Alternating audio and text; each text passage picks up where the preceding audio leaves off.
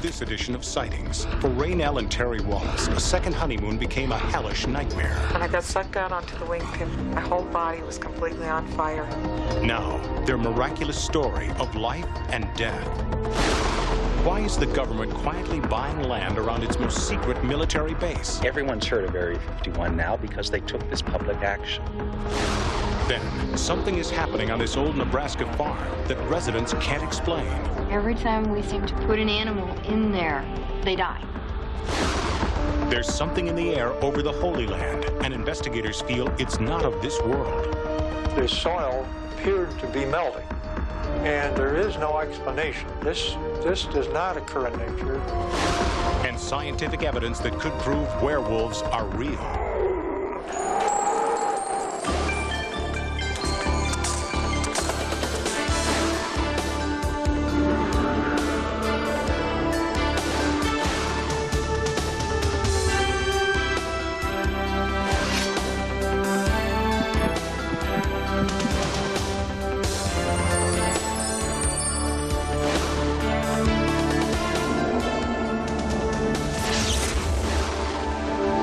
Welcome to Sightings. I'm Tim White. At the turn of the century, going to the poor farm was more than just an expression. It was a real place where destitute families, the sick and the mentally ill were given shelter. Some of the old poor farms still exist today, mostly as tourist attractions. One of them in rural Nebraska was turned into a private home. And every family who's lived there tells the same story. The farm is haunted.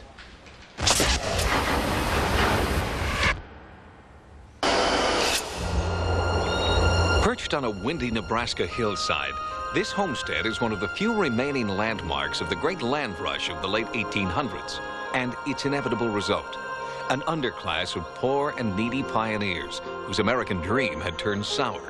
It was built in 1884 as a poor farm, and for 56 years, it was a temporary home for more than 400 people who lived and worked here. Tramps came when they had frozen feet. Old people came when they had no place to retire. People came in when they were sick. Often they came to the poor farm to die. In 1940, the poor farm was shut down and sold off. Among its early tenants was Jerry Clausen, who first rented the property in 1960 when her son, Stan, was just 7 years old. As soon as the Clausens settled into the main house, they felt an eerie sense that they were not alone. We could be sitting there watching TV, and all of a sudden we'd look, and there was a dark shadow peeking around the doorway like somebody was there looking at us, you know, and it'd be there for just a few seconds, and we'd get up and go look, and there was nothing there. The things that happened out here, those are things that live with you forever. You don't forget them. The haunting activity seemed worse at night. Jerry's 3 children would not venture outside. Inside, they would not be alone in any one room, even for a second. A strange and frightening presence was disrupting their lives. Sometimes we'd hear a car like out in that little lane and running out there, but we'd look out, there was no car to be seen. Out in the barn, the lights would go on for no reason at all because we never used the barn. And the light would come on, and then after a little while, the light would go back off again. Like somebody was just standing there flicking the switch on, flicking the switch off. And the kids would say, Mom, aren't you going to go down and see why that light is going to scare them? I said, there's no way I'll go down to that barn. So, never went. After only 8 months, the Clausens moved out. They were the last in a long string of tenants who had come but not settled into the old poor farm. The property sat vacant for the next 30 years. The main house was condemned, then demolished. The old barn was overtaken by weeds. Then, in 1989, Kathy and Ray Drawbridge bought the decaying property. They were disenchanted city dwellers who wanted to bring up their daughter, Sarah, in a rural environment. To them, the dilapidated poor farm didn't seem to have any problems a lot of sweat and a new coat of paint couldn't cure. The real estate man on the way just mentioned that it had been an old poor farm, and we didn't think anything of it. We didn't know what that was. We just made a joke out of it, thought it was a good place for us. Working weekends, Kathy and Ray spent 2 years clearing the land and renovating the old buildings. They experienced some haunting activity then, but dismissed it as the product of their overactive imaginations. It wasn't until they assembled a modular home on the foundations of the old poor farm's infirmary that the ghostly incidents became impossible to ignore. When we go into the buildings, we would get the door slamming shut, feelings of being watched, strong enough that you'd actually leave the building to see if someone had pulled in. It was the same ghostly car crunching on the gravel that Jerry Clausen remembered hearing 30 years ago. It is so real sounding. I have even gone out onto the porch thinking that maybe it's on the road and I'm just not seeing it. At first, the isolated incidents were curious, but not particularly threatening. Then, when the family moved in for good, things changed. We'd come home from work and the thermostat would be on full all the way up. The house would just be cooking. At first we blamed our daughter, but it was happening several days in a row. The back door would be locked, the house would be secure when we go to work, we'd come home. The back door would still be locked, but it'd be swinging open. The haunting activity escalated, and Kathy claims it took a destructive turn when Ray was attacked by an unseen force while trying to clear some brush. He was a little frustrated by then and started to do a little cussing and got a little agitated, and he suddenly bent over with a sharp pain in his side. When he looked down, Ray found an L-shaped tear in his brand new shirt. The next day at work, my husband doubled over in pain. He went to the doctors, they did an x-ray, and they saw something on his side, told him it was a kidney stone to go home. A couple days later, he was feeling better. He had to have another x-ray, and it was gone. Kathy came to believe that the ghosts of the past were somehow trying to reach out to the present. She began to research the Poor Farm's history, searching for clues to the identity of the haunting presence. Caring for people. She was Sightings asked paranormal investigator Peter James to visit the Drawbridge home and give the family his psychic impressions of the site.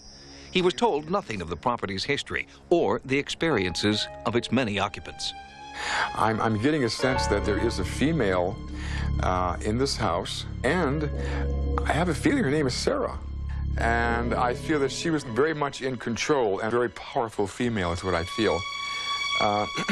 Along with her other domestic duties that she performed. Peter sensed that Sarah liked the warm family feeling in the house. And Sarah tells me, I'm not leaving, I'm not leaving. Peter did not know that Sarah had already made her presence known to the family. One night, my husband and I were sitting watching the evening news, and all of a sudden he glanced towards the hallway and turned back and immediately got goosebumps and was like, oh my God, there's someone in the bedroom. The vision he saw was so real, so clear of a woman. Peter also felt a strong ghostly presence in the farm's old subterranean ice house. This is where the dead were prepared for burial. There was also a cook that, do you know if there was a person of color here? Yes. Kathy compared Peter's psychic impressions with the historical information she had already collected. There were 2 Sarahs, but neither was a cook. Then Kathy remembered a letter she'd received from the farm supervisor's son. He wrote of his fond childhood memories of a cook who lived on the farm for many years. She was very close to the family. She was a slave when she was 12 years old, so she told them. And she helped in the kitchen until she got too old. They called her Auntie. Auntie had her own bedroom on the main floor close to the kitchen, and that is where she died. Auntie's real name was Sarah. There it is. It's right here on her card. You know, that's her first name or given name was Sarah. It was just like, this is it. It just clicked. You know, this is her. Peter was also drawn to the old stable. He didn't know that in this last doorway, the family had already experienced a terrifying encounter of their own, and yet this is where Peter stopped. Now here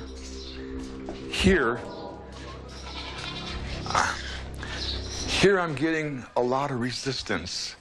Here, I'm getting, like, I shouldn't go in there, but I'm getting a lot of resistance here. Shh, listen, listen. Hello? Who's here? It was here that Sarah and Kathy had seen the shadows of a tall man. This person died within this vicinity, was someone who was very aggressive and very forceful, and the others tried to separate him from the rest. The corner always seems dark, and every time we seem to put an animal in there, they die. We use it for storage. I mean, I got tired of washing the blood off the walls.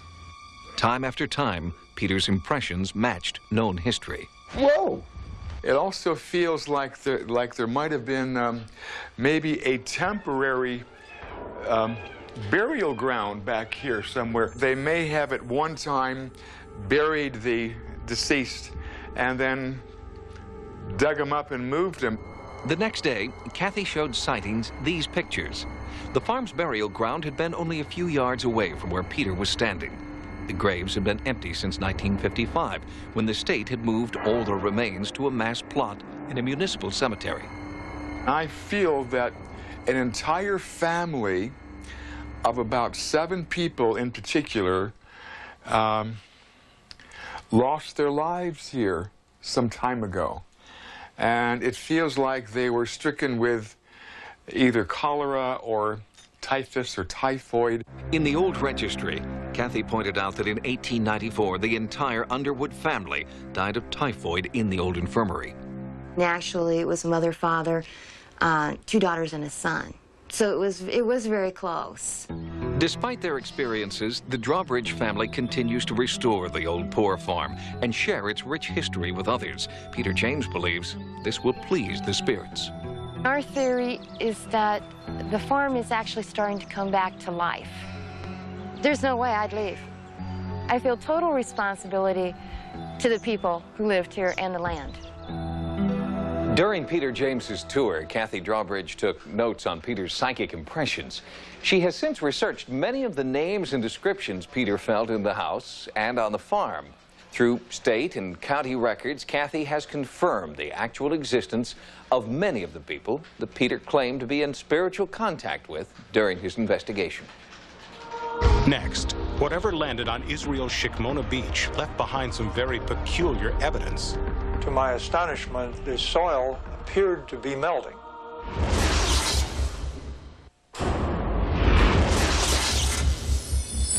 On a previous edition of Sightings, we brought you the story of 3 women in Israel, all of whom claimed to have had contact with an extraterrestrial being. Sightings investigated evidence at the scene, including crop circles and mysterious silicon shards. And the investigative team learned that this was not the only case in which physical evidence could be found after a UFO sighting in the Holy Land.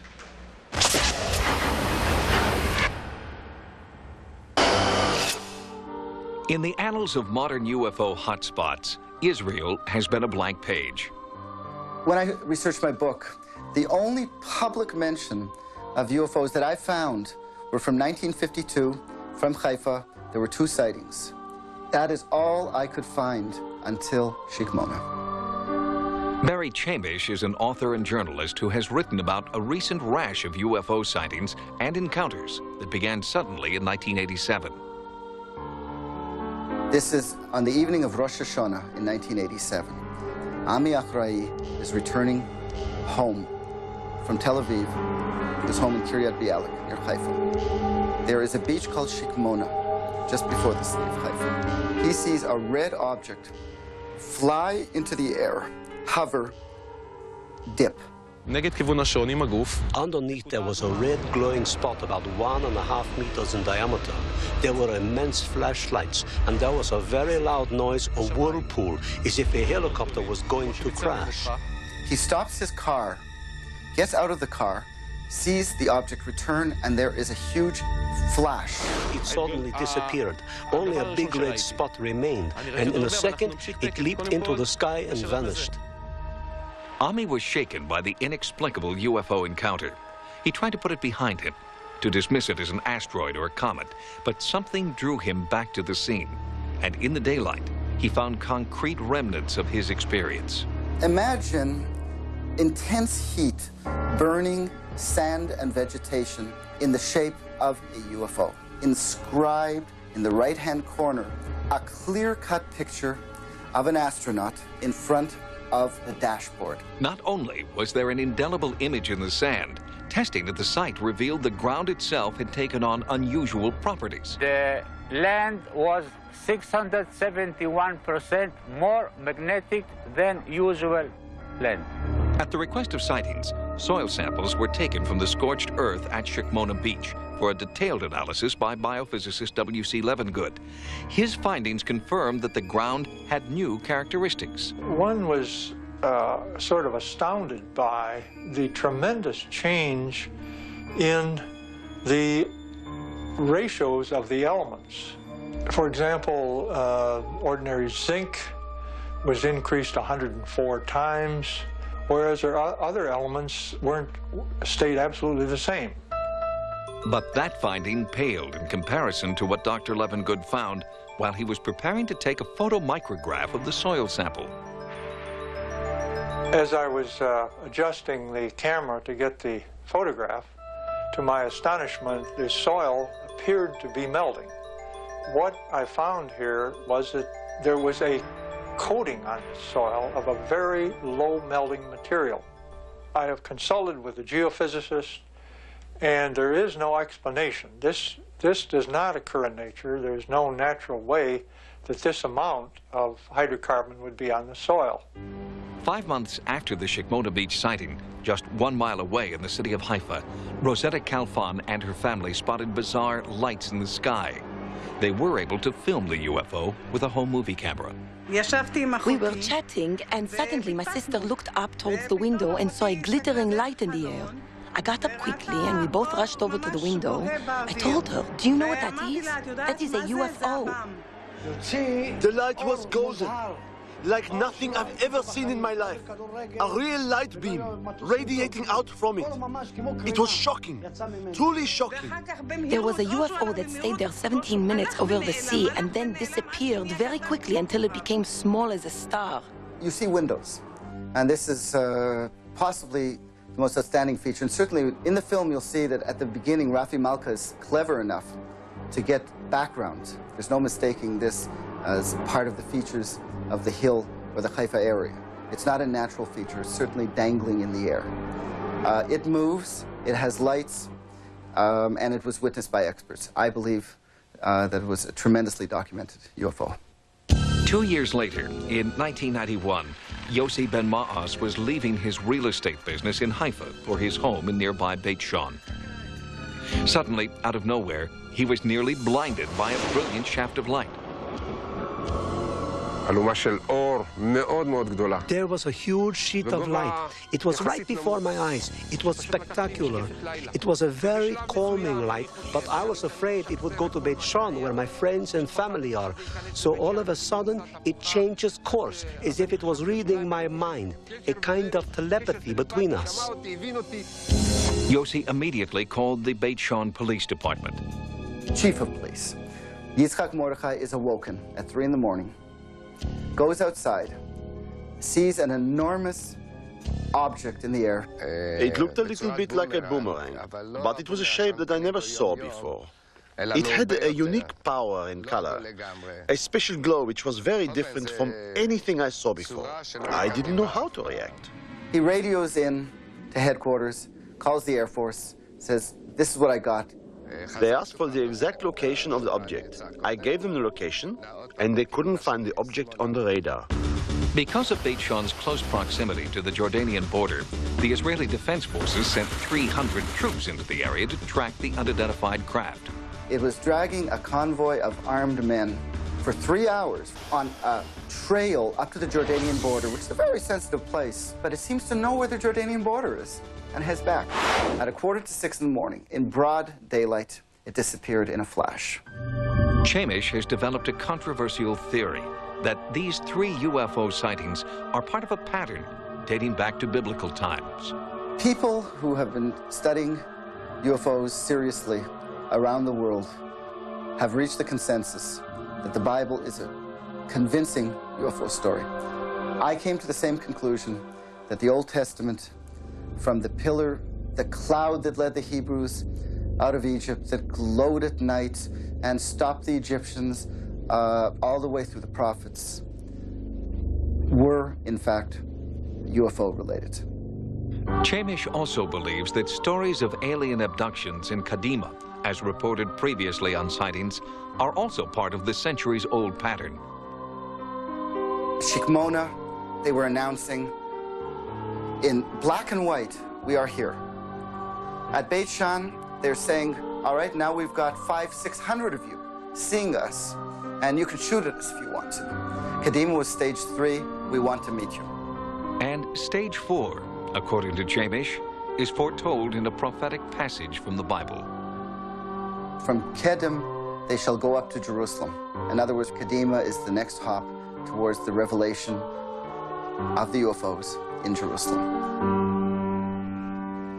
The investigation in Israel is ongoing. A sightings team is now following up on late reports of activity in the town of Yatzitz on the Mediterranean Sea.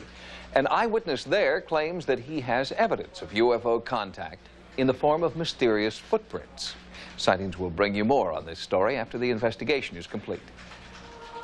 Next, what the U.S. military is doing to keep Area 51 a secret. If you cross here, they can kill you. And how medical science explains werewolves.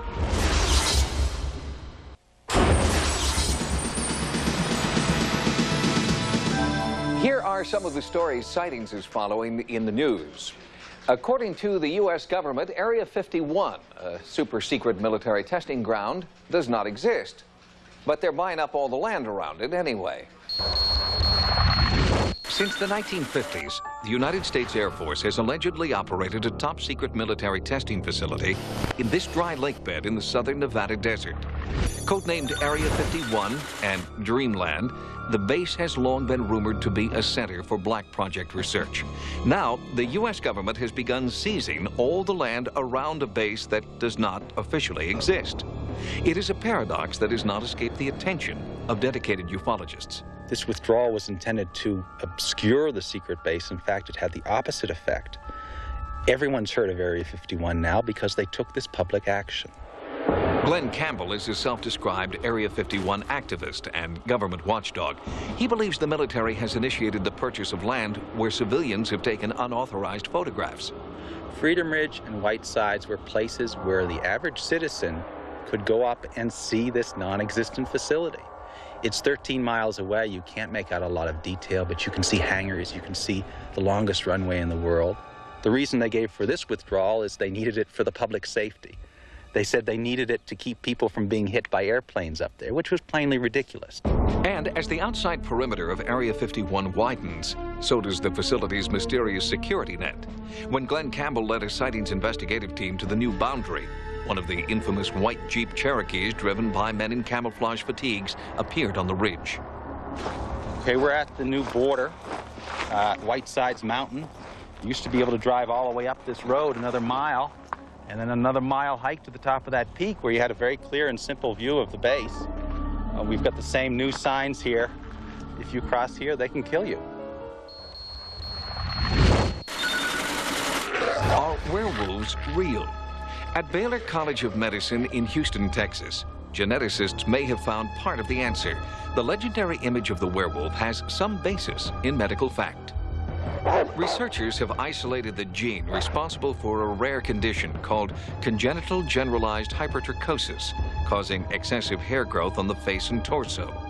While this condition may have sparked ancient accounts of werewolves, modern researchers see CGH as a possible cure for baldness. 1 year ago, a white buffalo was born in the small farming community of Janesville, Wisconsin. Many Native Americans believe the birth is the fulfillment of an ancient prophecy, signaling a new age of global harmony. The last time she came, she showed herself around 600 years ago. Floyd Hand is a Lakota Sioux medicine man whose Indian name is Looks for Buffalo. According to legend, in order for the prophecy of hope to come true, the white buffalo must change color. And that's exactly what she did.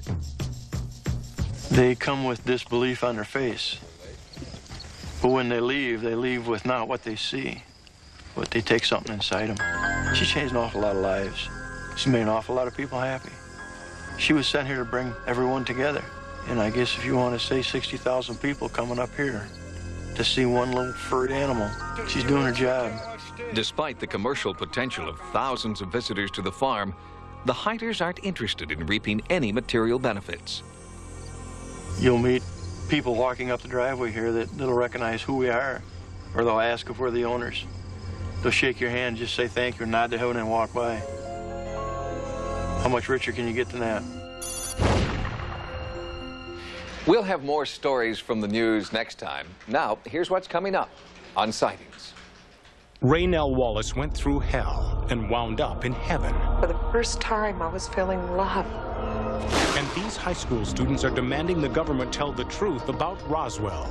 They're covering up stuff that we want to know about. I don't think it's right.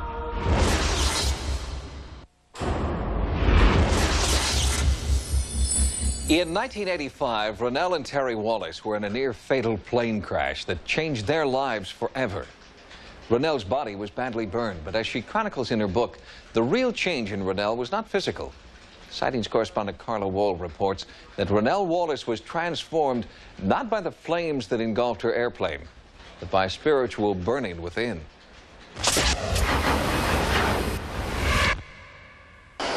The skies over central Utah were anything but foreboding on the morning of October 9th, 1985. Terry and Raynell Wallace were preparing to board their single-engine Beach Bonanza for a short 15-minute flight. The trip was part of a second honeymoon, an adventure they hoped would put the spark back in a failing marriage. Raynell was committed to the flight, despite a series of eerie premonitions. He says, it's just a short flight. We'll rent a car and drive home. What can happen in 15 minutes? 10 minutes into the flight, Raynell's question was answered. A violent storm blew in and the plane crashed into a snow-shrouded mountain. It was an accident that could have been avoided if Raynell had heeded her inner voice. When you say you didn't want to go on the trip, was it a premonition that something bad would happen? Was it a chill down your spine? What was it that made you not want to go? It was a small whispering, and I think that's how they come. You know, I think the spirit within us comes in small whisperings. I had had a vision the night before. It was real clear. It was real prominent. I woke up in the middle of the night. It was what was going to happen the very next day. And I woke up in a cold sweat, and I sat up, and Terry was sound asleep, and I started getting very panicky, and I woke him up, and I said, Terry, wake up. Promise me no matter what happens tomorrow, we're not going to get back in that plane, right? I think she heard the voices, but she didn't pay much heed in it because, I mean, yeah, we're going to be in a plane crash. Look, it's a beautiful day. There's not a cloud in the sky, and we're heading out. So, I mean, when it started, there was no real reason for concern. In the morning, Raynell agreed to make the flight from Delta to Provo, Utah, where Terry promised they could rent a car and drive the rest of the way home. But then there was another warning. Before you even left the hotel clerk said something to you. What did she say? Yeah, we checked out. We went to the front desk. I started talking to her, and she says, you're not going to fly today, are you? And I says, well, yeah, we're just making a short flight. And she says, I really don't like the thought of you guys getting in that plane. She goes, I just have this feeling. I just rather you didn't go. I'll drive you. And I thought, no, don't worry about it. We're going to be fine. We're just going to be fine. Don't worry about it. Despite this unsettling premonition from a concerned stranger, the Wallaces took off. At first, it seemed like a perfect day for flying. All of a sudden, the clouds came down and went all the way down to the ground.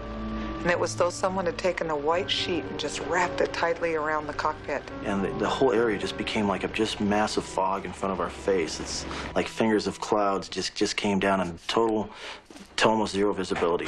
And I said, Terry, the ground. It's coming up. The whole horizon was coming right up at us. And I started screaming, the ground is coming up, it's coming up. And then all of a sudden the mountain was there, and that's when I just pulled back up, and she started screaming, the ground, the ground. Quickly, Terry, right before we nosed into the mountain, pulled up on the steering column, which caused us to belly flop against the mountain. We then started skipping, you know, like a stone on water against the mountain. As we did, parts of the plane started flying all over the place. The sparks were coming out on the wingtips. I started to cry. I said, please, forgive me for everything I've done. Take care of my kids. Just take care of my kids. When I got sucked out onto the wingtip, I was completely engulfed in flames. My whole body was completely on fire. Raynell lay immobile on the frozen wreckage. Miraculously, Terry escaped with only burned hands. At the moment of impact, Terry recalls his own supernatural vision. I saw what was like a strong, muscular hand that was translucent, whitish, goldish, transparent-like, come like this, and I just felt peace and comfort from here that I wasn't going to get smashed. As I looked over at the flame, Terry stood up inside the flame, and he grabbed an invisible hand, and he walked directly out of that flame. across the wingtip. I looked up at him, amazed because he was unscathed. He says, "Where's the man that pulled me out, Rennell?"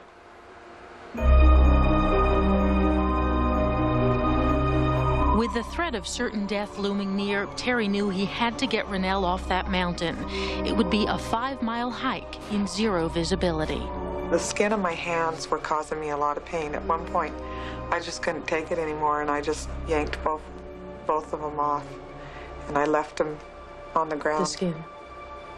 So we had to climb the barbed wire fences, basically burnt barehanded and ripped, which is very difficult to do. And we managed to hike down that way. And was what was amazing to me is I felt led. I felt guided which way to go. 6 hours later, the Wallaces found a road which would turn out to be only 1 mile from the nearest hospital.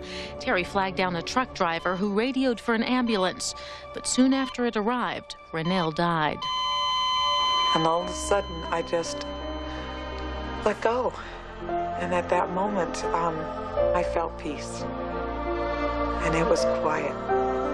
And then in a quick moment, I was standing up. And as I looked, I could see these nurses all crowded around this gurney. I saw a hand fall off the gurney, and it was black and charcoal, and I realized whose hand that was. And then all of a sudden, it came black. And the moment it came black, I started seeing colors rushing by me. And I realized that I was heading somewhere feet first. And I got very frightened. And I could hear voices talking next to me. And I quickly, in a quick flash, had a life review of my entire life. It was just circumferenced all the way around me.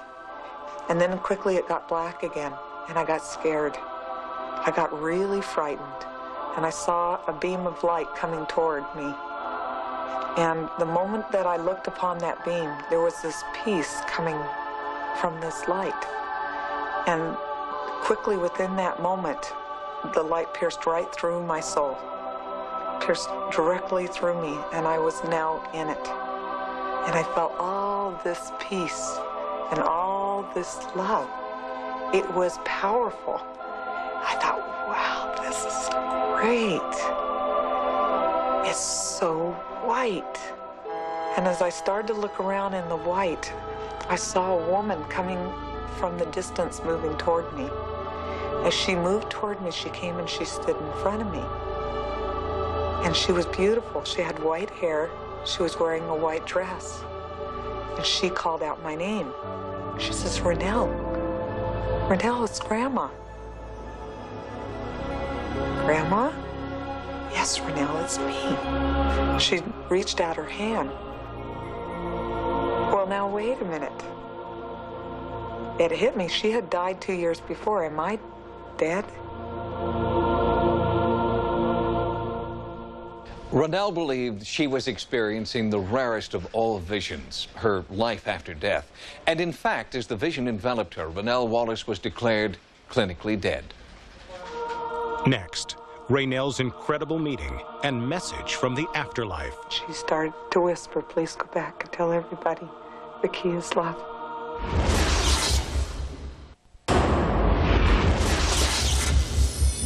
The day of their near-fatal plane crash, Terry and Rennell Wallace were forced to ignore the supernatural signposts that should have kept them off that plane. After the crash, the paranormal chain of events continued. And as Carla Wall reports, they soon became impossible to ignore.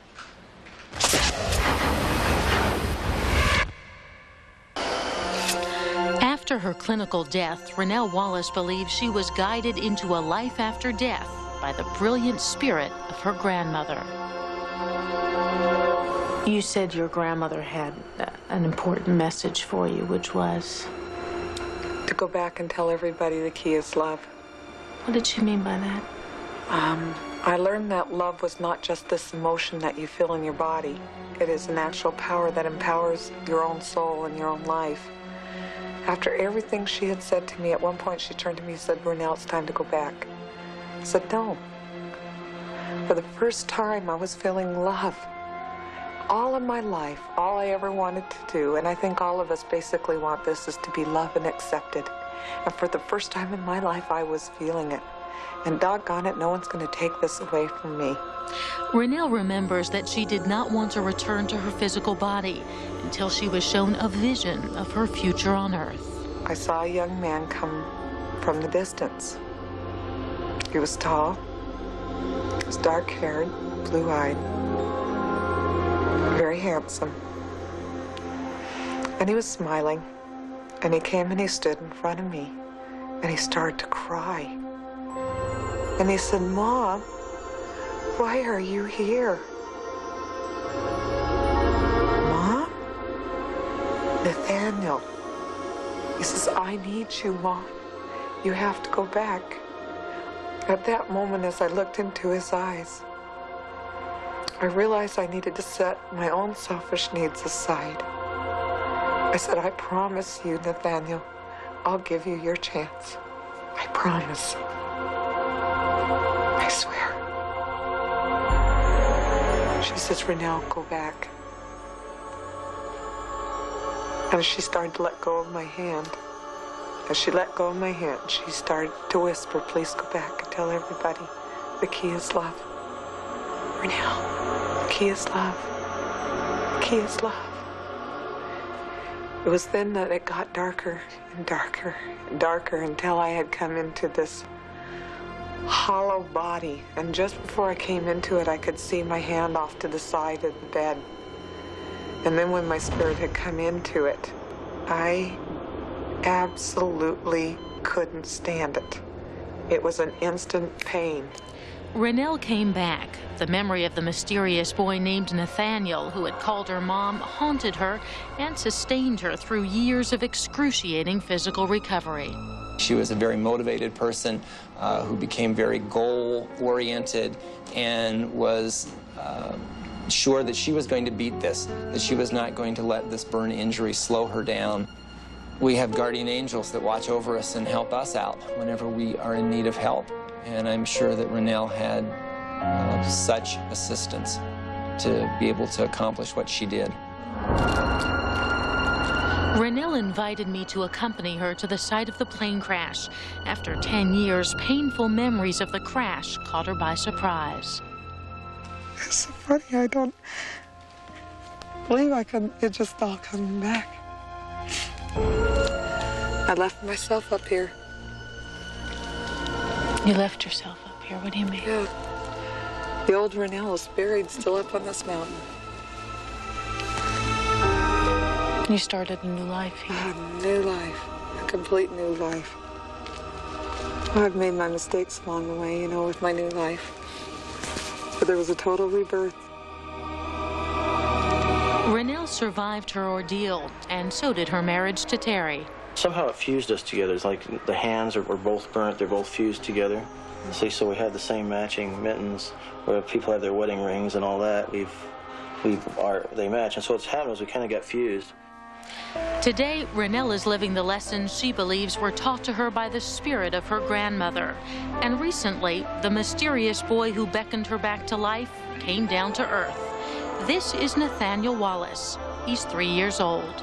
Remembering hearing my children's echoes down in the valley and thinking, that's why I lived. This is the reason. It's been 10 years since the Wallace's fateful plane crash. In that time, Terry and Renelle have given hundreds of public lectures about the importance of listening to the inner voice. But Renelle and Terry have also spent many private hours in hospitals around the country, comforting burn victims as only survivors can. Next, these high school students don't believe it was a weather balloon that crashed in Roswell, New Mexico 50 years ago, and they're doing something about it.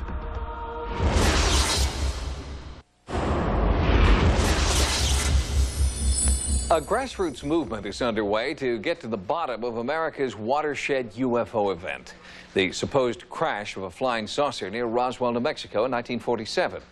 The Roswell Declaration is a one-page petition calling for the declassification of any and all government documents relating to the Roswell incident.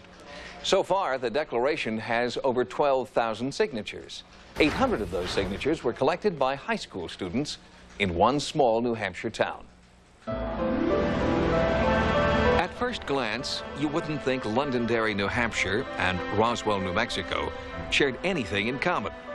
Londonderry has the look of a Norman Rockwell painting, where people have deep roots and traditional American values. But the teenagers at Londonderry High School are linked to Roswell because of the unlikeliest of events, a 50-year-old UFO mystery that students here think is being covered up. Students who weren't really together as far as interest in school or friends came together because of this. It started with an assignment in Stephen Juster's fiction class to try and obtain government documents through the Freedom of Information Act. It feels like we live in America and where we have freedom, but we don't. They're taking that away from us. They're covering up stuff that we want to know about. I don't think it's right. The students wanted information about the alleged UFO crash near Roswell, New Mexico. They quickly discovered that the official explanation for the incident didn't seem to warrant the number of still classified documents the government refused to release to the students. I think that the government is trying to hide something. I don't think it was a weather balloon. I just think there are too many people that saw it. It seems to me that something incredible did happen. Something landed there that was obviously bigger than just a weather balloon. Whether it was aliens or not, I'm not really sure. I thought it was really neat to, maybe try and get this uncovered to see if it really was an alien ship that landed or crashed, or if it was just something else and the government just didn't want us to know about it. When Stephen Juster saw that Omni was collecting signatures for a petition demanding the release of classified Roswell documents, he saw a fun and engaging teaching tool for his class. But the entire student body became involved. We just kind of thought it was gonna just be our little class project, and that was it. Turned into a big thing. Yeah. Eventually, the Roswell project grew beyond Juster's class, beyond Londonderry High School, and into every high school in New Hampshire. In all, more than 800 signatures were collected. The plan is to send copies of them to all the senators and to all the congressmen and to the president, and hopefully get the president to sign an act saying that this material is declassified. I think if people catch on to what we've done and say, hey, a bunch of 18-year-olds made this much of a change, what can we do as a larger group? I think if it keeps snowballing the way it has, then things are definitely going to change, because what can the government do? They can't ignore that many people. Kent Jeffrey, the author of the Roswell Declaration, plans to deliver the petition and a list of signatories to all members of Congress and to the White House. If you're interested in signing the petition, copies of the Roswell Declaration are available through Sightings online service. If you've had a paranormal experience, please write to us at Sightings. Sightings can also be contacted at America Online at keyword Sightings. At the Sightings Forum, download images, sounds, and QuickTime clips. Also, join us daily in our chat room, live on AOL. Until next time, remember, no mystery is closed to an open mind. For Sightings, I'm Tim White.